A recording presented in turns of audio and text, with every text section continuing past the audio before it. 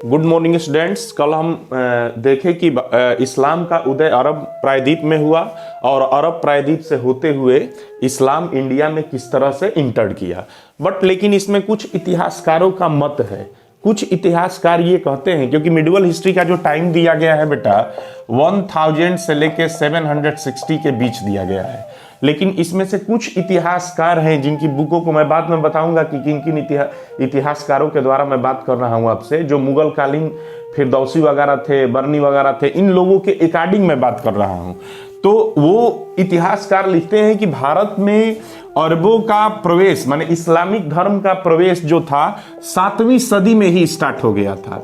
लेकिन 7वीं सदी में क्या हुआ था, तो 7वीं सदी में जो अरबी लोग भारत में आए थे बस वो व्यापार के दृष्टिकोण से आए थे और बस दक्षिण भारत में ही इंटर किए थे। मालाबार तट के तरफ वो आके बसे हुए थे और वो अरबी लोग क्या करते थे, भारत में व्यापार का काम करते थे। अब उसके बाद से धीरे धीरे वो भारत में बसने लगे और वहां की औरतों के साथ माने हिंदुस्तान की माने हिंदू औरतों के साथ शादी विवाह करने लगे। उनसे बच्चे जो पैदा हुए उनको कुरान की शिक्षा देने लगे, ठीक। और उसके बाद से क्या हुआ, मस्जिद वगैरह वो बनाने लगे। लेकिन 7वीं शताब्दी में बस यही था। इस्लाम का जोर तब पकड़ा 8वीं शताब्दी में, जब हिंदुस्तान पर अरबों ने सैन्य शक्ति के साथ प्रवेश किया। तब राजनीतिक माहौल थोड़ा गर्म हुआ यहाँ का, हिंदुस्तान का। उसके बाद से क्या हुआ, लेकिन फिर भी शांत था बेटा, क्योंकि वो बस सिंधु तक ही था, कुछ राज्यों में ही ये इस्लाम धर्म भारत में फैला हुआ था। लेकिन उसके बाद जो ही 10वीं सदी आई और जब तुर्कों ने यहाँ पर मतलब कि भारत में इंटर किया, तो ये तुर्कों के अंदर न तो अरबों जैसी समझदारी थी और न ही आप मान सकते हैं कि ईरानियों जैसी सूझबूझ और शिष्टता थी। ये बस एक ही चीज जानते थे कि किस तरह लोगों को काटना है, रौंदना है और हर तरफ क्या करना है, आतंक फैलाना है। 10वीं शताब्दी में आप देखेंगे कि जैसे ही तुर्कों ने भारत पर अटैक किया बेटा, पहले क्या हुआ करता था, देखो कहानी कब से बदली, भारत के हिंदुस्तान की कहानी अब मैं बताने जा रहा हूं कि इस्लाम का हिंदू समाज पर क्या प्रभाव पड़ा। 10वीं शताब्दी में जैसे ही तुर्कों ने भारत पर अटैक किया, जैसे गजनी वगैरह थे, मैं बाद में एक्सप्लेन करूंगा, अभी टॉपिक नहीं आ रहा है। 7 से 8वीं शताब्दी में मोहम्मद बिन कासिम ने किया, मैं सब डेट वाइज एक्सप्लेन करूंगा। लेकिन पहले मैं ये बताना चाहता हूं इसका प्रभाव क्या पड़ा। तो देखो पहले क्या होता था कि जैसे इस्लाम तुर्कों ने जब हिंदुस्तान पर आपका क्या किया, सैन्य शक्ति के साथ अटैक किया, तो बड़े निर्भर होते थे। उनका एक ही काम था, काटना, लूटना, मारना बस, और आतंक फैलाना। अब क्या हुआ, इनके अटैक के कारण क्या होता था कि लोग जितने अब अटैक हुआ तो जिस राज्य को पहले क्या होता था, पहले देखिए जब हिंदुस्तान में एक राजा दूसरे राजा के साथ फाइटिंग करते थे, लड़ते थे, तो क्या होता था कि एक राजा दूसरे राजा को मारता था या अगर छोड़ता था तो कहता था कि आपको हमारे राज्य के तले अपने राज्य को क्या करना है, चलाना है। लेकिन कोई भी राजा बने, चाहे वो राजा रहे या उनको मार के कोई दूसरा भी राजा बने, उसका प्रभाव जनता पर नहीं देखा जाता था। लेकिन जैसे ही इन तुर्कों ने भारत पर अटैक किया, ये नियम ही बदल गया। उनका आतंक राजा तक सीमित न होकर प्रजा पर आने लगा। वो प्रजा को क्या करते थे, वो प्रजा के लोगों को काट देते थे। औरतों को तो कहीं भी देखते थे वो लोग, जब जिस राज्य को जीतते थे आप देखिएगा बलात्कार करते थे, और कहीं भी खेत खलियाने में उनकी लाशें पड़ी रहती थी, वो सड़ती रहती थी। एकदम निर्ममता की मतलब कि मानवता की हर सीमा को सार कर दिए थे, शर्मनाक कर दिए थे ये लोग। और इनका सबसे बड़ा प्रभाव पड़ा इनका हिंदू समाज पर, वो था हत्याकांड। जिस राज्य को भी जीते न बेटा, उसको एकदम चौपट करके रख दिए।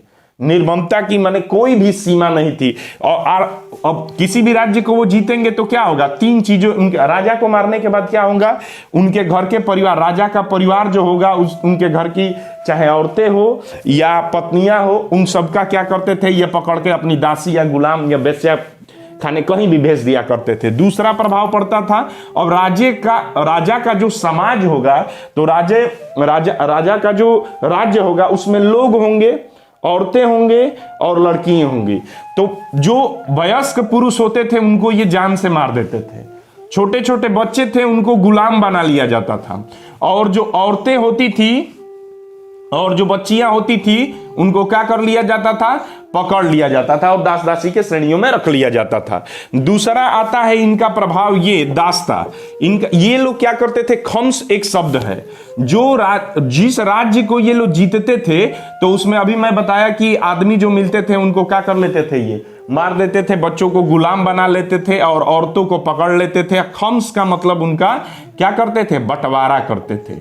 ये जो औरतें और बच्चियां होती थी उनका बंटवारा, जैसे संपत्ति का बंटवारा होता है उसी तरह से औरतें और बच्चियों का भी बंटवारा राजा से लेके सिपे सलार से लेके सैनिकों तक होता था। जो अच्छी लड़कियां होती थी वो राजा के यहाँ भेज दी जाती थी और उसके नीचे जितनी होती थी बेटा उन सबको क्या कर दिया जाता था, सैनिकों में बांट दिया जाता था।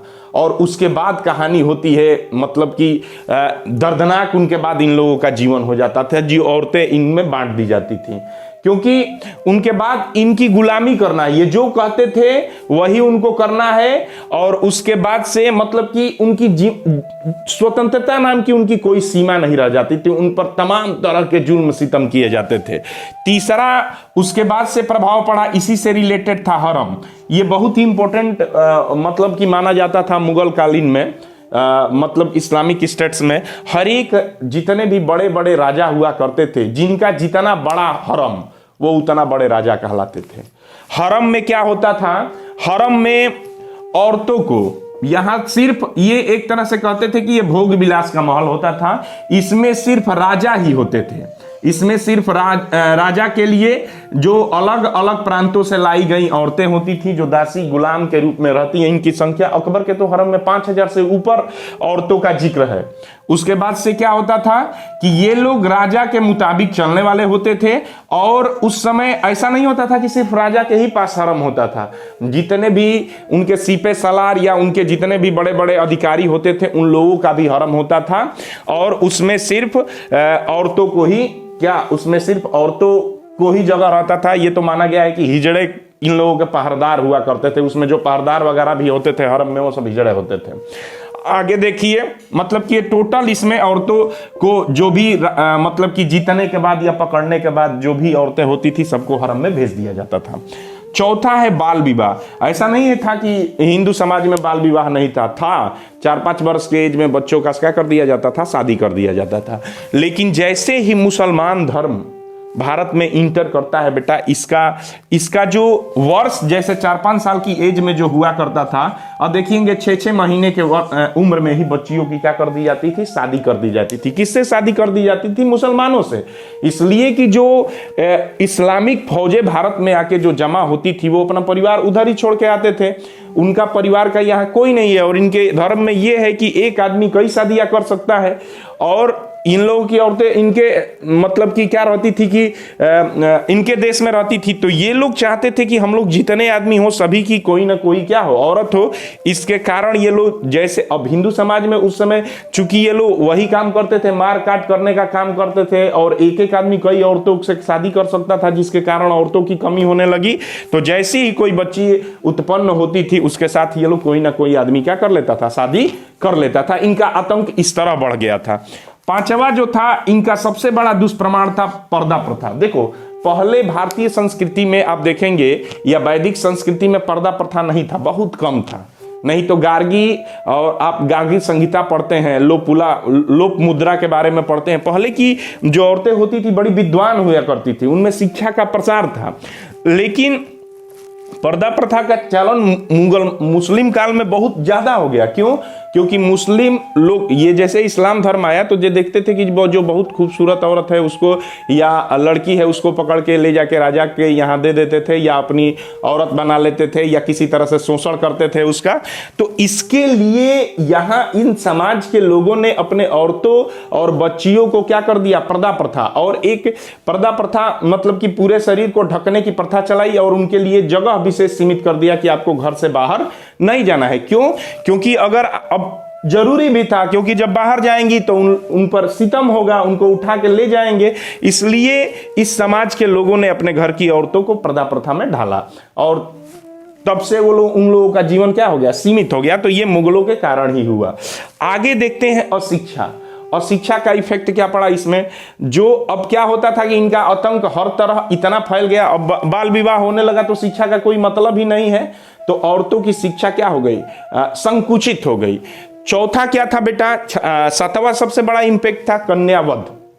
क्या होता था, देखिए हमारी संस्कृति में ऐसा कहीं नहीं आपको दिखने को मिलेगा वैदिक संस्कृति में कि किसी पिता ने अपनी बेटी का गर्दन घोटा हो, लेकिन मुगल काल में यह बहुत ही विकराल हो गया। ऐसा होने के पीछे कारण था, लोग जानते थे कि मैं अपनी बेटियों की हिफाजत नहीं कर सकता हूं, इसलिए क्योंकि जिस तरह से आतंक का माहौल फैला हुआ था, बहुत भयानक, कहीं भी औरतों को पकड़ के मार लिया जाता था या पकड़ के उनको गुलाम या दासी बना लिया जाता था। तो जिंदगी भर की यातनाओं से बचाने के लिए क्या किया, कई लोगों ने अपने जैसे ही बच्ची पैदा होती थी उसको मार देने का काम करते थे उनकी हिफाजत के लिए, कि उस नरक से वो बच जाए।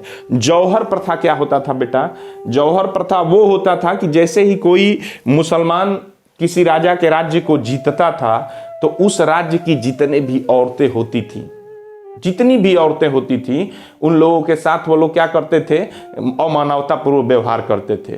तो उस अमानवतापूर्ण व्यवहार से बचने के लिए औरतें क्या करती थी कि एक बहुत बड़ा गड्ढा खोदती थी और उसी गड्ढे में जाके क्या करती थी, कई लोग अपने पूरे शरीर को क्या कर लेती थी, खत्म कर लेती थी जल के। और ये इतनी भयंकर प्रथा थी बेटा, बिना मन का लोग, अब क्योंकि उनके साथ बर्बरता होगी, उससे बचने के लिए वो लोग क्या करती थी, उस आग के कुंड में जाके कूद जाती थी। और उनकी चिक्कार से आसमान भी बेटा क्या करता था, उनके पत्थर के दिलों में आंसू निकल आते थे, वो इतनी करुण पुकार होती थी कि आसमान में छेद हो जाता था उस समय। सती प्रथा सबसे बुरा प्रभाव पड़ा अगर इस्लाम धर्म का हिंदू पर, तो वो तो सती प्रथा। मैंने वैदिक साहित्य पढ़ा है और वैदिक साहित्य में मुझे कहीं कहीं हमको मिलता है कि सती प्रथा थी, छूट मूट मिलता है।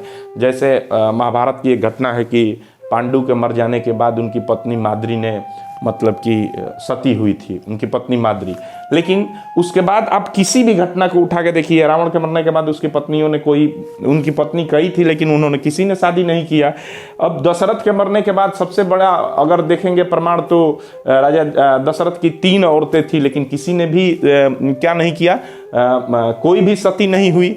लेकिन यहाँ पर क्या होता था, निकोलस यांटी लिखते हैं, अब यहाँ पर एक निकोलस यांटी आए थे भारत में, देखे कि एक राजा की 3000 औरतें होती थी। सती प्रथा क्या था, देखो सती प्रथा का प्रचलन क्या था, जैसे कोई सती का मतलब कि अपनी सतीत्व की रक्षा के लिए अपने पति के मर जाने के बाद औरतें क्या हो जाती थी, सती हो जाती थी, उनके चिता पे जल के मर जाती थी, वो तो ठीक है। लेकिन सती प्रथा 2 तरह से भारत, एक तो होता है स्व इच्छा से और एक इच्छा है कि थोप दिया जाता था। आपको हम अभी बताए हैं कि बाल विवाह हुआ करता था। तो जब बाल विवाह हुआ करता था, इसका मतलब अभी घर पे बच्ची अब 6 महीने की है, वो पैदा हुई है, उसकी शादी कर दिया गया। 12 साल की कोई बच्ची हो गई है, वो जब तक बच्ची है, राजा की उम्र हो गई है 70 साल, बूढ़े हो गए हैं, फिर भी उनकी 12 वर्ष की लड़की के साथ शादी हो रहा है।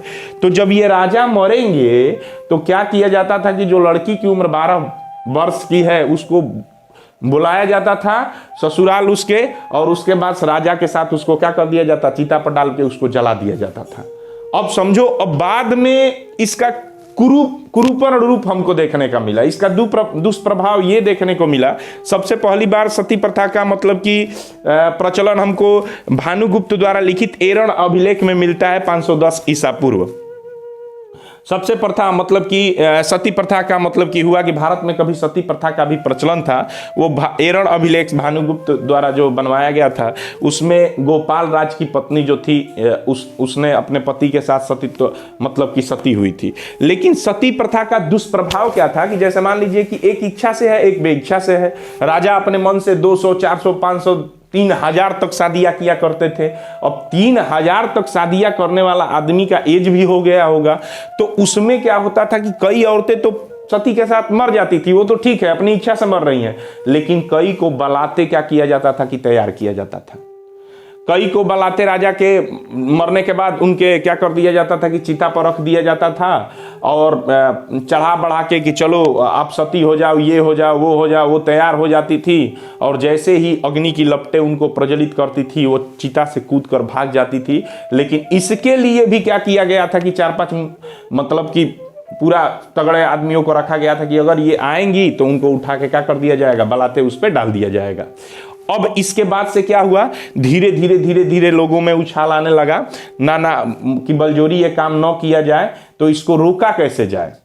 भाई समाज मतलब पुरुष अपनी दिखाएगा ना, मतलब कि जो भी अत्याचार हुआ है हमारे समझ से लग रहा है कि टोटल इंसानों के साथ तो बर्बरता हुआ है, टोटल इसका दुष्प्रभाव औरतों पर ही पड़ा है, देखने को मिला है। अब इसका कारण क्या है कि आगे देखिए इस मुस्लिम रीति में क्या होती थी कि जो औरतें, तो उन औरतों को जो चिता से भाग न पाए उनके लिए लोग क्या करते थे कि उनको सती बनाने से पहले अफीम की गोलियां दे दिया करते थे, जिसके कारण उसका पूरा पेन किलर, जिसके कारण उसको दर्द या उसको अपना ध्यान न रहे कि हमारे साथ क्या हो रहा है, और उसको अग्नि में डाल दिया जाता था और उसको कुछ मालूम नहीं है और जर के खाक हो जाती थी। और इस भीषण संहार को जब राजा राम मोहन राय ने हिंदुस्तान में देखा तो सती प्रथा के लिए सबसे पहली बार आवाज उठाए, जिसको कि 1829 ईस्वी में लॉर्ड माउंटबेटन ने क्या कर दिया, समाप्त कर दिया। तो अब मैं बताऊंगा, आज तो मैं बताया कि ये हिंदू समाज पर मतलब मुसलमान धर्म का क्या इफेक्ट पड़ा। कल हम आप लोगों से बताऊंगा कि सबसे पहली बार हिंदुस्तान पर किस अरबी मतलब कि अटैकर ने अटैक किया। अब कल से स्टार्ट होगा रियल हिस्ट्री का पार्ट। तब तक के लिए बाय, थैंक यू।